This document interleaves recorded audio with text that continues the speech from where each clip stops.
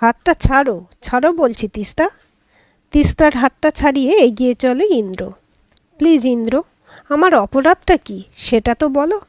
আমি কি দোষ করেছি যে তুমি আমার সাথে গত 1 সপ্তাহ ধরে এমন ব্যবহার করছো? কি করেছি আমি? কাঁদতে কাঁদতে তিস্তা জিজ্ঞেস করে। ইন্দ্র কথার উত্তর না দিয়ে কিছু দূর এগিয়ে গিয়ে দাঁড়ায়। কিছু একটা ভেবে আবার ফিরে আসে। তিস্তা আশা নিয়ে চোখের জল মুছে তাকায় ইন্দ্রর দিকে। আজকের পর থেকে তোমার কোনো ফোন বা মেসেজ আমি যেন কোথাও দেখতে না পাই। Mind it Teesta. দাঁড়াও, দাঁড়াও ইন্দ্র, এভাবে তুমি আমার ইমোশন নিয়ে খেলতে পারো না। আমি তোমার ইমোশন নিয়ে কখন খেললাম তিস্তা? আমি তো কোনোদিনই বলিনি আমি তোমাকে ভালোবাসি, তোমার দায়িত্ব নিতে চাই। তুমি নিজে থেকে ভেবেছো এসব? আমি এসব প্রেম ভালোবাসা বুঝি না। প্রেম করে কারো দাসত্ব স্বীকার করতে আমি চাই না। দাসত্ব? আমি তোমার উপর কখন কিভাবে অধিকার দেখিয়েছি বলো ইন্দ্র? দেখাওনি আবার? যখন তখন ফোন করে এখানে এসো ওখানে এসো কেন? কোনোদিন আমায় জিজ্ঞেস করেছো আমি চাই কি না যেতে? আর কোনোদিন না গেলে রাগ, অভিমান, ঝগড়া। আমার এসব ন্যাকামো একদমই পোষায় না। এটা কোনো ফিল্ম নয় যে এত ন্যাকামি করছো। বেশ তো, আমি তোমায় আর বলবো না এমন। এবার তো ছেড়ে যেও না আমায় ইন্দ্র। আমি কিছুতেই পারবো না তিস্তা। দেখো, আমার কাছে কেরিয়ারের আগে কিচ্ছু নেই, বুঝলে তো? এমন মেয়েদের কান্নাকাটি আগেও সামলেছি। আমারই কপাল এমন, কোনো মেয়েই পেলাম না যে হেডেক দেবে না। 2 দিন প্রেম করলেই 3 দিনের দিন বিয়ের কথা। ন্যাকামো স্টার্ট। তোমরা কি একটু আপডেটেড হতে পারো না? ক্যাজুয়ালি থাকতে পারো না? ক্যাজুয়ালি? আমাদের মধ্যে যা হতো সব ক্যাজুয়ালি ছিল ইন্দ্র। আর ওই রাতটা ক্যাজুয়াল ছিল তোমার কাছে, তাই তো? হ্যালো, আমি তোমার কাছে যাইনি সেদিন, তুমি এসেছিলে তিস্তা। মনে করে দেখো, আমি বলেছিলাম আসতে না। ও, কিন্তু তুমি আটকাওনি আমায় সেদিন। ভালোই যখন বাসো না, আটকাতে পারতে ইন্দ্র। ও মা, আমি আটকাবো কিভাবে? প্রথমত কলেজ ট্যুর ছিল, সবাই রিসর্টের বাইরে আড্ডা মারছিল। আমি রুমে ছিলাম একা, আমার শরীর ভালো লাগছিল না। তোমায় তো আমি বলিনি সবার সাথে আড্ডা ছেড়ে এসো আমার কাছে। আমার দোষটা কোথায় বলো? আর তোমার রুমে ঢোকার পর যা যা হয়েছে তার সবে তুমিও ইন্টারেস্টেড ছিলে তিস্তা। আমিও দুর্বল হয়ে পড়ি, ব্যাস। এখন সেটাকে লজিক বানাচ্ছ? বাহ, বেশ তো। এখন সব দোষটা আমার উপর দিয়ে দিচ্ছ ইন্দ্র। আমি তোমাকে ছাড়া আর কাউকে ভাবতে পারবো না। ইন্দ্র প্লিজ, তুমি যেভাবে বলবে তেমনই চলবো আমি। আমায় দূরে ঠেলে দিও না প্লিজ। হাত জোর করে কাঁদতে থাকে তিস্তা। Not possible. আর রাস্তায় সিন ক্রিয়েট না করে বাড়ি যাও, বাই বলে ইন্দ্র ওর স্কুটিতে ওঠে। তিস্তা পেছন পেছন যায় আর মুখে একটাই কথা, প্লিজ ইন্দ্র যেও না। রাস্তায় 2-1 লোক তিস্তার কান্না দেখে এগিয়ে এলে, কিছুই না দাদা, পার্সোনাল ম্যাটার বলে সামলে নেয় তিস্তা। কিন্তু ইন্দ্র দাঁড়ালো না, স্কুটিটা স্টার্ট দিয়েই বেরিয়ে গেল। তিস্তা সারা রাস্তা কাঁদতে কাঁদতে এসে বাড়িতে ঢোকে, রুমের দরজা লাগায়। সবুজ দিদিকে এমনভাবে দরজা লাগাতে দেখে কেমন সন্দেহ হলো ওর। দরজা লাগানোর সাথে সাথেই জোরে জোরে ডাকে সবুজ, দিদি ভাই, এই দিদি ভাই, দরজাটা খোল। কিন্তু কিছুতেই খুলছে না দেখে সবুজ নিজের রুমে যায়। আর নিজের রুমের জানালা দিয়ে বেরিয়ে কার্নিশ ধরে ধরে তিস্তার রুমের জানালায় পৌঁছায়। আগেও অনেকবার করেছে ও, ছোট থেকেই এমন। ওই জানালা দিয়ে ভেতরে ঢুকে দেখে তিস্তা বালিশে মুখ গুঁজে কাঁদছে। সবুজ তিস্তার কাছে গিয়ে বসে জিজ্ঞেস করে, কি হয়েছে দিদিভাই, আমায় বলবি না? আমি কাউকে বলবো না, বল প্লিজ। দেখ, আমি তো তোর নিজের ভাই নই। 3 বছর বয়সে মা বাবা হারিয়েছি। বস্তির ওই কেষ্টদা আমায় মন্দিরের পাশে বসিয়ে আমায় দেখিয়ে লোকদের বলতো, দেখো বাবু, বাচ্চাটা 2 দিন কিছু খায়নি, টাকা দাও। অথচ টাকা পেয়ে আমায় খেতেও দিত না ঠিক করে। তারপর তোর মা বাবা আমার জীবনে ভগবান হয়ে এলেন। আর আমায় দেখে যে কি মনে হয়েছিল তাদের সেদিন তাঁরাই জানেন। আমায় বাড়িতে এনে ছেলের মর্যাদা দিলেন। ওনারাই এখন আমার মা বাবা। আর তুই আমার নিজের দিদির চেয়েও বেশি। প্লিজ কাঁদিস না, ওঠ, বল কি হয়েছে। তিস্তা উঠে সবুজকে জড়িয়ে ধরে কেঁদে ওঠে। এই দিদি ভাই, তোর মুখে কান্নাটা একদম ভালো লাগে না, কতবার বলেছি, আমায় বল না, আমি যদি হেল্প করতে পারি। তিস্তা সবটা জানায় সবুজকে। সবুজ সাথে সাথে উঠে দাঁড়ায় আর বলে, তুই দাঁড়া, আমি এক্ষুনি যাব ছেলেটার কাছে। এত সাহস কি করে হয়? একটা মেয়ের সাথে ফ্লার্ট করে ইমোশন নিয়ে খেলে। ছেড়ে দে ভাই, জোর করে কাউকে আমি পেতে চাই না, বলে হাত ধরে বসিয়ে দেয় সবুজকে। কি বলেছে ও? কেরিয়ার আগে? তোরই কলেজে পড়ে তাই না? আমি আর ওর সামনে যাব না ভাই, কোনো দিন না।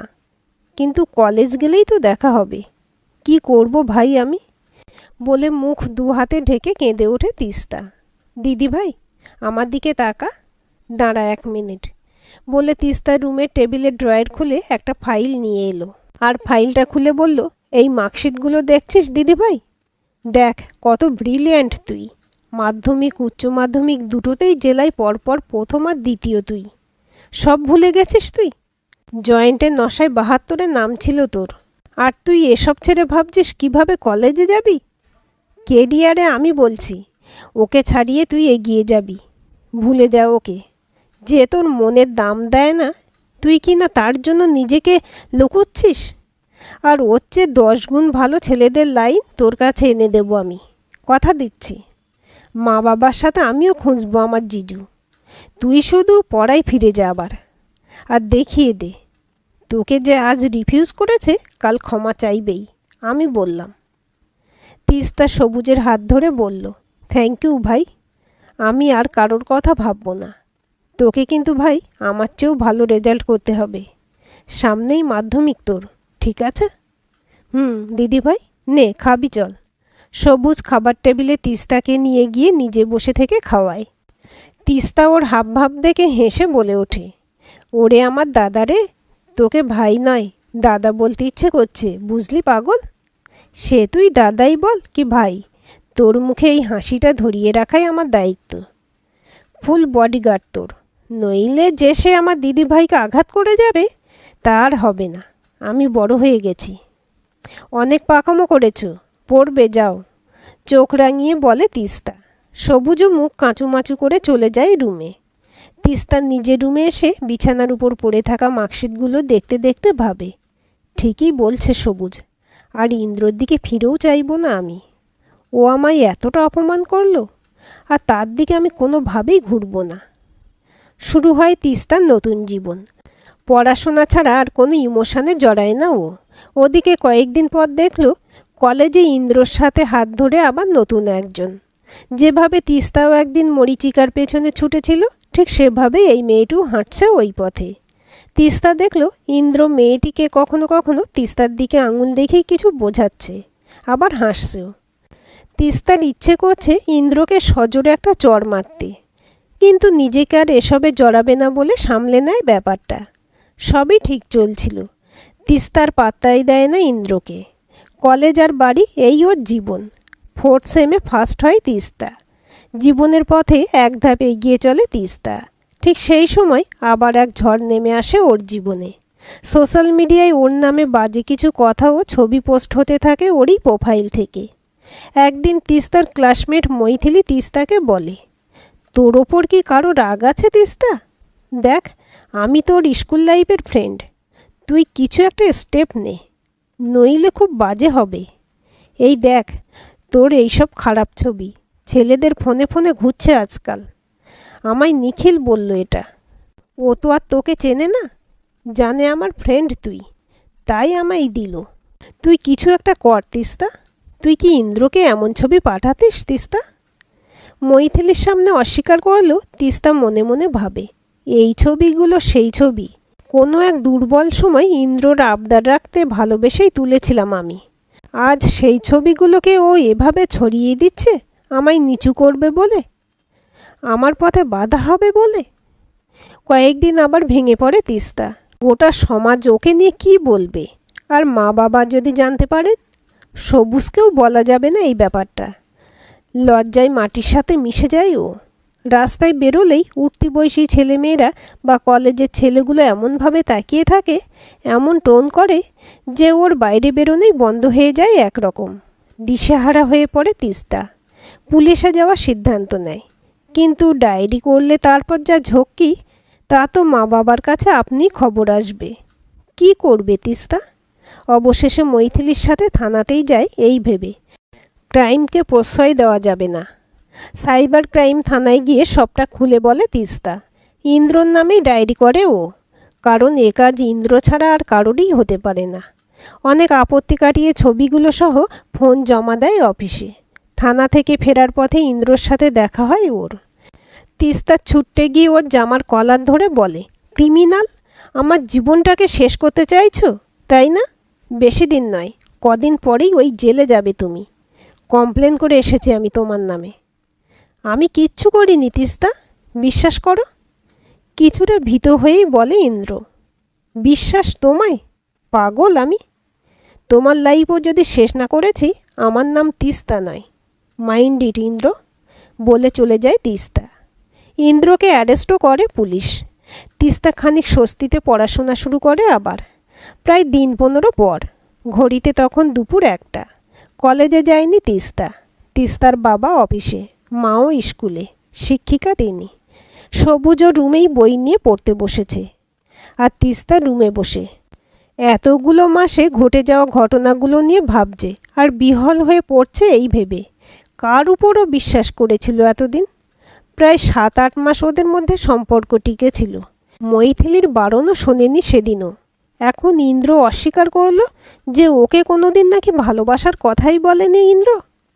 অথচ রাত জেগে ফোনে কত কথা, কত প্ল্যানিং করেছিল ওরা। কিভাবে বিয়েতে সাজবে, ও কী রঙের বেনারসি পরলে ইন্দ্র তাকিয়ে থাকবে ওর দিকে, এমন কত স্বপ্ন বুনেছিল ও ওই বিশ্বাসঘাতকটার সাথে। সেই ছেলে আজ এমনটা করল। ইন্দ্রকে কোনোদিন ক্ষমা করবে না ও। এইসব ভাবতে ভাবতে ওর অশ্রুধারা চোখে আগুনের স্ফুলিঙ্গ জ্বলে ওঠে। হঠাৎ কলিং বেলটা বেজে উঠল। চোখের জল মুছে তিস্তা গিয়ে দরজা খোলে আর দেখে পুলিশ। অবাক হয়ে জিজ্ঞেস করে তিস্তা, কি ব্যাপার অফিসার আপনারা? ক্রিমিনাল তো ধরা পড়ে গেছে। কই আর ধরা পড়ল ম্যাডাম, সবটা তো গুলিয়ে দিল একজন। মানে কি বলছেন? ইন্দ্র ক্রিমিনাল নয়? তিস্তার প্রশ্ন উপেক্ষা করে অফিসার জিজ্ঞেস করেন, এটা কি সবুজ বসাকের বাড়ি? হ্যাঁ, সবুজ আমার ভাই। কিন্তু সবুজের খোঁজ কেন করছেন আপনি? কারণ আসল ক্রিমিনাল তো উনিই ম্যাডাম। কি যা তা বলছেন? ও কেন ক্রিমিনাল হবে? ওই ছবিগুলো আমি ইন্দ্রকে দিয়েছিলাম অফিসার। আপনার কথা মেনে তো অ্যারেস্টও করেছিলাম ওনাকে, কিন্তু আমরা ইনভেস্টিগেশন করলাম আপনার ফেসবুক প্রোফাইল। আপনি গত 4 মার্চ সবুজ বসাকের প্রোফাইল থেকে আসা একটা লিঙ্ক খুলেছিলেন, যেখানে আপনার ফেসবুক আইডির নাম আর পাসওয়ার্ড দিতে বলা হয়েছিল। মনে পড়ছে ম্যাডাম? হ্যাঁ, ভাই তো অমন অনেক লিঙ্ক পাঠায়, আমি খুলিও, কিন্তু তাতে কি? তাতে আপনার প্রোফাইল হ্যাক হয় ম্যাডাম, আর সেটা করেন আপনার ভাই। যেসব পোস্ট হচ্ছিল খারাপ খারাপ আপনার প্রোফাইল থেকে, তা আপনার ভাইই করছিল। আর আপনার মেসেঞ্জারে ইন্দ্রকে পাঠানো ছবিগুলো ও প্রোফাইল হ্যাক করে পায়, কারণ আপনি তা ডিলিট করেননি মেসেঞ্জার থেকে। আর ওইগুলো ফেক অ্যাকাউন্ট থেকে সবাইকে মেসেঞ্জারে পাঠায় সবুজ বসাক। আমরা সব রকম প্রমাণ নিয়েই বলছি ম্যাডাম। ক্ষণিক স্তম্ভিত থেকে তিস্তা বলে উঠল, না স্যার, ও অমন ছেলেই নয়। ও আমায় খুব ভালোবাসে। ইন্দ্র যখন ডিস করে ওই আমার পাশে ছিল। ও কেন এমনটা করবে বলুন? আপনাদের নিশ্চয়ই কোথাও ভুল হচ্ছে। এত কথা না বলে আপনি ডাকুন আপনার ভাইকে। ভাই, এই ভাই, আয় তো এদিকে একবার। জোরে জোরে ডাকতে থাকে তিস্তা। আসছি দিদি ভাই, বলে রুম থেকে বেরিয়ে গেটের কাছে এসে পুলিশদের দেখেই সবুজ কাঁপা গলায় বলে ওঠে, আমি কিচ্ছু করিনি, আমি কিচ্ছু করিনি, বলে পালাতে যায়। আর পুলিশ তৎক্ষণাৎ ধরে সবুজকে। কি খুব খেল দেখালে তো বাচ্চু, এবার থানায় চলো, বলে সবুজের জামার কলার ধরে নিয়ে চলে পুলিশ। তিস্তা জোর গলায় বলে ওঠে, দাঁড়ান অফিসার। তিস্তা সবুজের কাছে গিয়ে সজোরে এক চড় মেরে বলে, কেন এমন করলি? তোকে কম ভালোবাসতাম কি আমরা? বল, উত্তর দে। সবুজ চিৎকার করে বলে ওঠে, ভালোবাসা? সব জানি আমি। কেন আমায় এই বাড়িতে আনা হয়েছে? বিনে পয়সায় কাজের লোক তো আমি। সব কাজ আমায় দিয়ে করায়। মা তো তোকে খাইয়ে দেয়, জামা কাপড় গুছিয়ে দেয়, সবটা করে দেয়। একটু কাজ করতে দেয় না তোকে। আর আমায় সবুজ এটা করে দে, ওটা করে দে। কেন? তারপর তোর রুমটায় যাবতীয় জিনিস, এসি, টিভি। আর আমার রুমে কই ওসব? নিজের ছেলে হলে করতে পারতো এমন বিভেদ? বাহ সবুজ, সেদিন মন্দির থেকে তুলে আনার এই উপহার দিলি তুই? তোর পড়াশোনা, ভালো স্কুলে ভর্তি, যখন যা খেতে চাস মা বানিয়ে দেয়। আর বাবা রোজ তোর জন্য চকলেট আনে এখনও। এসবের কোনো মূল্য নেই তোর কাছে? আমার ছোট্ট ভাই করে তোকে প্রতিবার রাখি পরাতাম, আর তার দাম দিলি এইভাবে? কি ভেবেছিলিস আমায় ছোট করবি সবার সামনে? হ্যাঁ হ্যাঁ হ্যাঁ, তাই বরাবর চেয়েছি আমি। মা বাবাও তোকে খারাপ ভাবুক, আর আমায় তোর জায়গাটা দিক। তাই ওই ইন্দ্র যখন তোকে ছেড়ে চলে গেল, আমার হাতে সেই সুযোগটা আসে। কিন্তু ভাবিনি তুই থানায় চলে যাবি একা একা। ভেবেছিলাম মা বাবার কাছে এসে কান্নাকাটি করে নিজের ভুল স্বীকার করবি, আর ওই ছবিগুলো দেখাতে বাধ্য হবি। তিস্তা রেগে দূরে সরে গিয়ে বলে, অফিসার নিয়ে যান ওকে এখান থেকে প্লিজ। অফিসার বলেন, কি জানেন ম্যাডাম, রক্তের দোষ কথাটা শুনতে খারাপ লাগলেও এটাই বাস্তব। উপযুক্ত পরিবেশ পেয়েও এই ছেলেটা তা কাজে না লাগিয়ে ঈর্ষায় অকৃতজ্ঞের মতো আপনাদেরই ক্ষতি করছে। আপনারা হয়তো জানেন না, এই ছেলেটির সাথে বস্তির ছেলেগুলোর যোগ আছে। আপনাদের অবর্তমানে ও ছেলেগুলোর কাছে যায়, আপনাদের টাকা পয়সা, দামি জিনিস পাচার করে। আপনারা তো ওকে অন্ধের মতো বিশ্বাস করেন। তাই চুরি কাজের মেয়ে করছে ভেবে কাজের মেয়ে পরিবর্তন করেন ঘন ঘন। আমরা বেশ কয়েকদিন ধরে এইসব ইনফরমেশন জোগাড় করেছি ম্যাডাম। বলে সবুজকে নিয়ে চলে যায় পুলিশ। তিস্তা কাঁদতে কাঁদতে মেঝেতে বসে পড়ে। তারপর অনেকগুলো বছর কেটে গেল। তিস্তা কলেজ শেষের পরে ব্যাঙ্গালোরে চলে আসে চাকরির সুবাদে। এখানেই আছে বেশ কয়েক বছর। ওখানে আর ফিরতেই চায় না ও। তিস্তা মানুষকে বিশ্বাসই করতে পারে না এখন। ইন্দ্র, সবুজ দুজন খুব কাছের মানুষ হয়েও যেভাবে বিশ্বাসঘাতকতা করলো, তারপর মানুষকে বিশ্বাস করা সত্যিই দুরূহ। এখন তিস্তা এক বড় কোম্পানির হেড অব দ্য টেকনোলজিস্ট। জীবনে প্রপোজালও এসেছে অনেক, কিন্তু কে জানে বিশ্বাসঘাতকতার ঘাটা কবে শুকোবে ওর মন থেকে।